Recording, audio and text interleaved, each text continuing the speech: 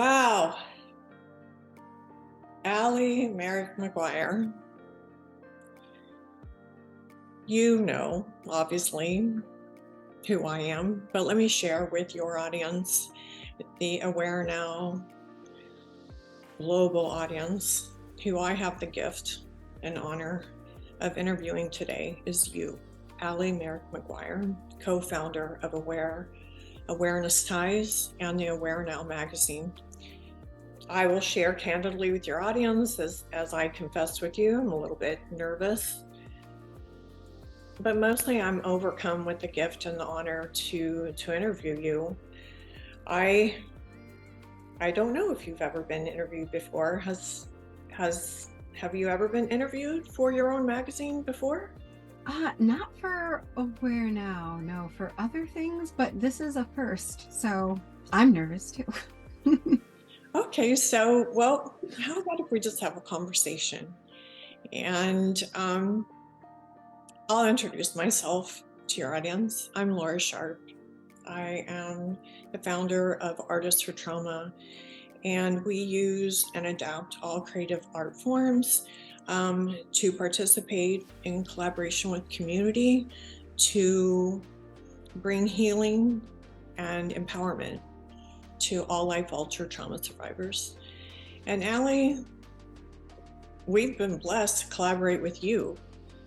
AwareNow Magazine and Awareness Ties is 100% another example of what we aim to do, is to share relatability through storytelling, and you do it so beautifully.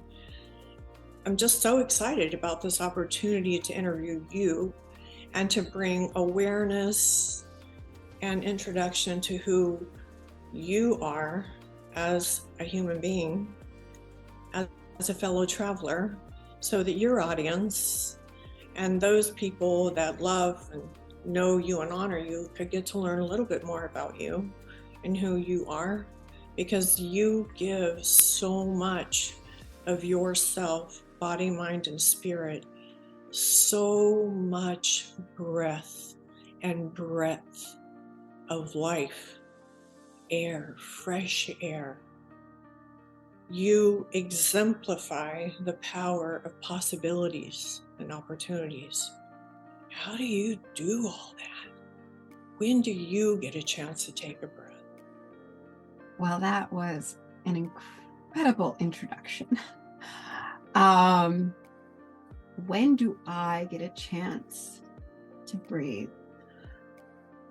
Every time I remind myself, I suppose. And perhaps like many others, sometimes I have to remind myself to breathe. I find myself, I think when you're moving at a very fast and furious pace to do more and be more, you forget sometimes to breathe.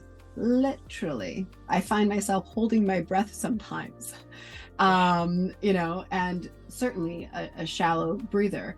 I have to remind myself to breathe. I have to remind myself to be present and to be in the moment.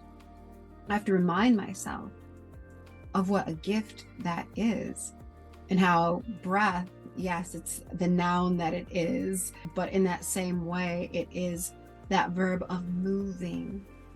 And so in that breath, it's moving energy, one direction to the other, which is very much a mirror to storytelling.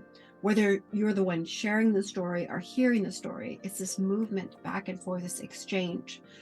And whether you're inhaling and exhaling and repeating, or hearing a story, sharing a story, repeating, this is life. And I have found that for me, when I breathe is when I remember what the true definition of a breath is, and to be mindful of that.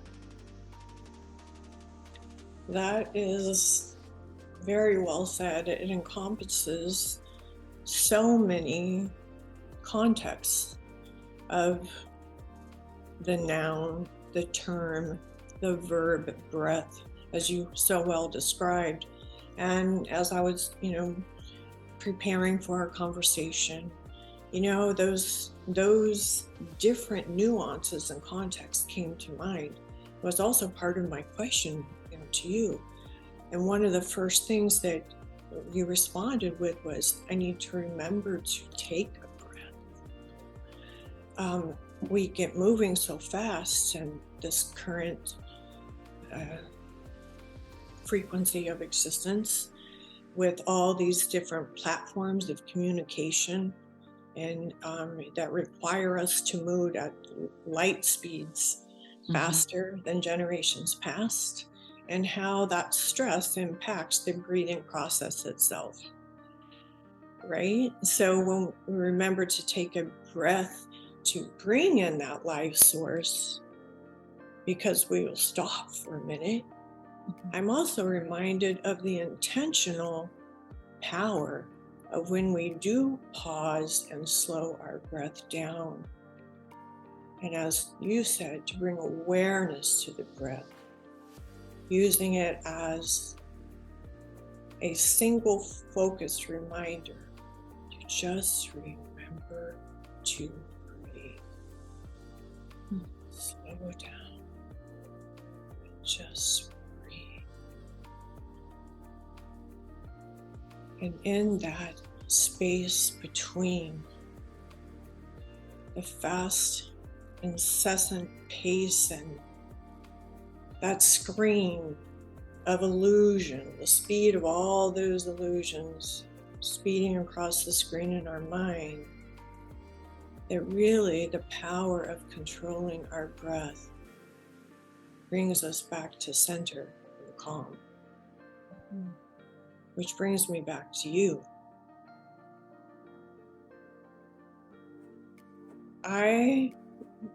You inspire me. I had the opportunity to serve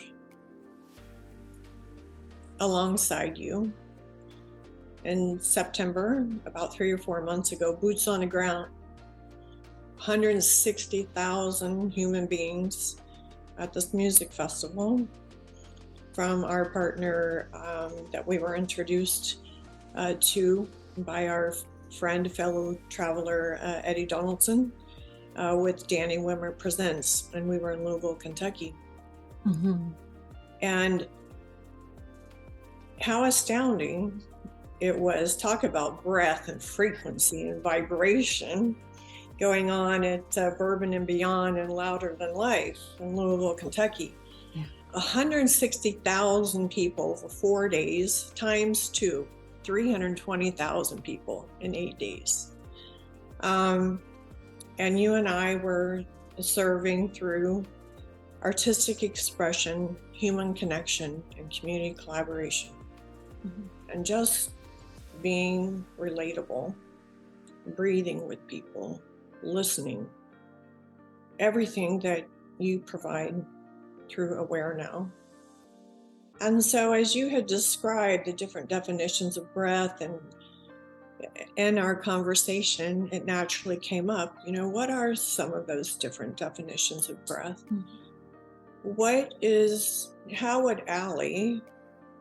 How would you, Allie, describe the intentionality of the breath edition for AwareNow? Finding bandwidth to breathe. Because so oftentimes when we think of bandwidth, we think about just technology and what's available. Technically speaking, we think of our personal selves and our lives and the chaos that it's often in the state of. And it's like, I don't have bandwidth for that. I don't have bandwidth for this. It's looking at when we're just maxed out.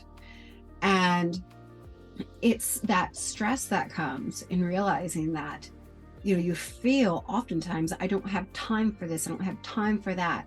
Is it that we don't have time, or that we're not making time? We have all that we need to do the job we're meant to do in this world. I believe that. And so if we take life a moment, a breath at a time, and what will I do with this? To your point, it's all intentionality. Every single part of every single facet of our life is what are you doing with this? How are you directing this breath? this, whether you're running down the street, okay, well, there's you're directing in a particular way to serve a particular process. Whether you're sitting at your computer and typing feverishly, away, it's not being tethered to the outcome of that breath, but just the moment of that breath, the moment of that action, the moment of that intention. Yes. Too often we're looking at the end point as opposed to just the present point. And so for me, I guess defining the breath is really just the moment that it is. And to know that if this breath is too hard to take, know that it is only a moment. Yes. And to look to the next, reflect on the previous, that our life is nothing but a series of moments, a series of breaths. And I think what is interesting, if you take our life on this earth, in this human experience that we have, it's interesting when you think about the fact that there are a finite number of days, of minutes, of seconds, of breaths that we will take in our life. Yes. And so to know how precious, how all the more precious every single breath is, because there are only so many of them to take. Yeah. And so for me, it's just the breath is all a reminder about the moment. It's about the now and what you plan to do with it. Wow. Yes. I'm reminded when we started this conversation and I had confessed with you that I was nervous, a lot nervous. And in this natural conversation and the questions that I was going to ask and the different interpretations of breath, you've just authentically and organically answered the questions before they were asked, because it is about all the different forms of taking and giving a breath, why, and how sometimes we cannot. And it isn't always related to stress. Stress impacts all those different whys, when, how, in different ways. I wonder if you would allow me a moment to ask you if you wouldn't mind sharing with the audience a little bit of personal information that people often are not aware of. You are this incredible producer, woman, wife, mother, friend, philanthropist, and you're also a fellow traveler, and you carry a very serious health condition that is invisible. Would you mind sharing with us? Yeah, absolutely. So it's actually why I wear this necklace, the spoon necklace. I never knew what the term spoony meant or spoon life meant until I was diagnosed with something I can never get rid of. One of those incurable conditions when I lost vision it's about 2 years ago in my right eye. Well, that's disconcerting. So Jack, I would say my better half, said, well, you need to go to the emergency. We have to figure out what this is. And so in going there, after a series of MRIs, they came to find out that I had MS. There were lesions on my brain, on my spine. And with that initial diagnosis, it sort of floored me. I said, what? But having that diagnosis, I looked back at my life and things that weren't really adding up and weren't really making sense. I said, oh, it's just this, or oh, it's just that. And all of a sudden I said, oh, it was actually that. And so the diagnosis, when I got it, at first it was again a bit concerning. It's the blessing and the curse of it though, because I said, okay, well, so I have MS, I had multiple sclerosis, but at least I knew what it was. So many people suffer for so long not knowing what it is. And so to have that diagnosis, I said, okay, now that I know what it is, now I can figure out what to do with it. First and foremost, what was comforting is that I knew I wasn't alone, because my sister, my younger sister, has been living with MS for over 20 years now. And she was the first one that I called. So it wasn't something that was totally foreign to me as a condition. It was just foreign to me in my body. So with MS, it's one of those things where it can be so many different things. It is invisible. So people to look at me and say, "Oh, Allie, you're doing fine." But what they don't know, what they don't see, is moments of fatigue, right? And you understand this very well. Fatigue, and people think, "Oh, fatigue, so you're tired, take a nap." It's like, no, you don't get it. Fatigue, like, I don't have enough energy that I'm confident that I can take the next breath. I'm that exhausted. And you know exactly what I mean. It's when you're used to going 100 miles an hour and your reins are pulled back without your permission. But then it's perspective. It's saying, okay, losing vision in one eye, still got the other. So what can I do with that? I think so much of any diagnosis, invisible or visible, is all a perspective that you carry, because that is a choice. A person can have the same day. It can be the best day or the worst day of their life, depending on how they look at it, as is the case with invisible disabilities and visible alike. So my story with MS is one of being humble. It's being appreciative. It's being aware that there are limits to us all, and now understanding what those boundaries are, not to hate them, not to fear them, but to accept them and embrace them and say, let's rock this together.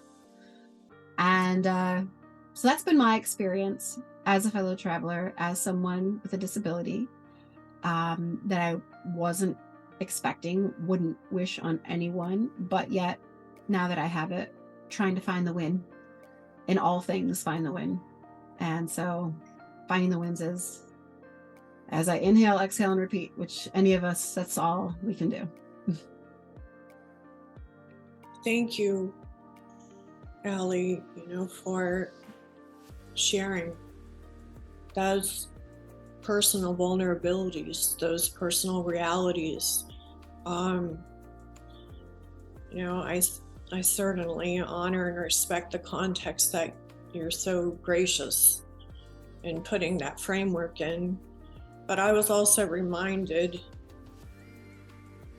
yes, perspective is critically important, but there is a period of time in injury, illness, disease, whether you're a child or an adult, that those physical realities, when you have the blessing to get through on the other side, and you're able to exercise different perspectives, but you're also reminded how precious each breath that you can breathe in, that you can give physically and metaphorically. And I want to thank you for being an incredibly inspirational breath of fresh air. And thank you for sharing the scope of what breath, taking a breath and giving a breath, means to you personally. There are many, many chapters to you and many layers that we would welcome the opportunity to grow our awareness of how you operate as an individual, of being a part of the solution, in addition to what we know as a co-founder of AwareNow. But as we wind down in our conversation today, reminded about how precious each moment and the gift of breath, fresh air, the width and breadth of an open perspective, an open heart, and a combined intentionality to share the power of possibilities and opportunities with the world through AwareNow, through you, Allié Merrick McGuire, and your team. And we're blessed to be members of that team in your community. I'd like to ask you, how does faith play a part in the way that you deal with the challenges and the gifts happening simultaneously in your personal and professional world? How does your faith impact that? Yeah, absolutely. And that's a wonderful question, because it's absolutely so important.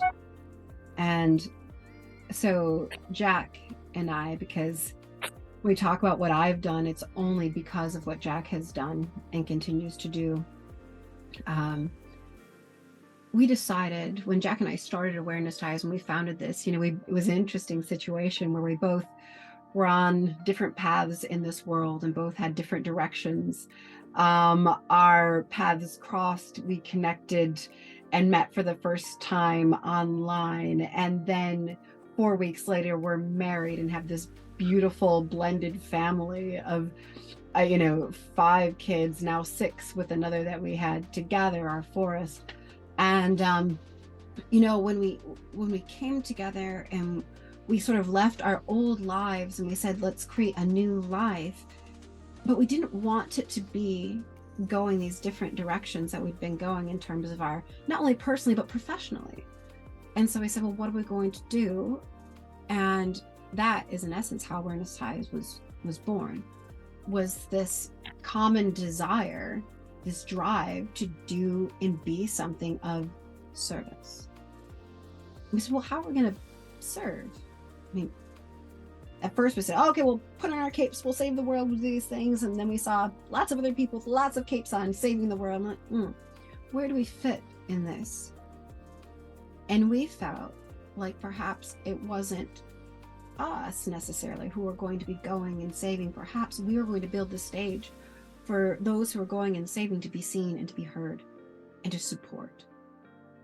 Faith was important in that. To change takes faith, it takes courage, it takes confidence. Change is, it's funny because in life there are variables and there are constants. Change for me is my constant because I love change and I love to switch gears. And but when you're switching gears with the whole direction of your life, that does take faith. And from day one, it was a path that we decided to take with the condition that we would not force, we would only allow. We had to have faith that the universe was smarter than we, and that we had to, the question became, are we brave enough? Are we strong enough to, and some might say, to weather the weather, whatever the weather may be? And we said yes. And it's interesting because I would say this is worth dying for.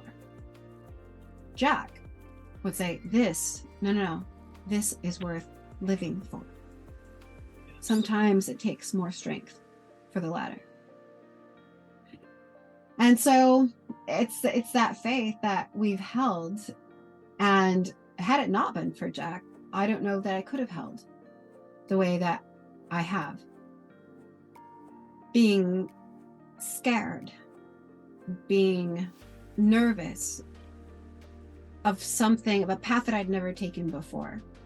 And while certainly passion all in, wanting to protect our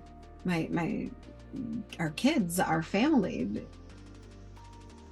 But then you say, if you're in a situation, would you put it on the line? Would you bet the farm on this? And at the end of the day, we said, hell yeah, we'll bet the farm. This is worth it.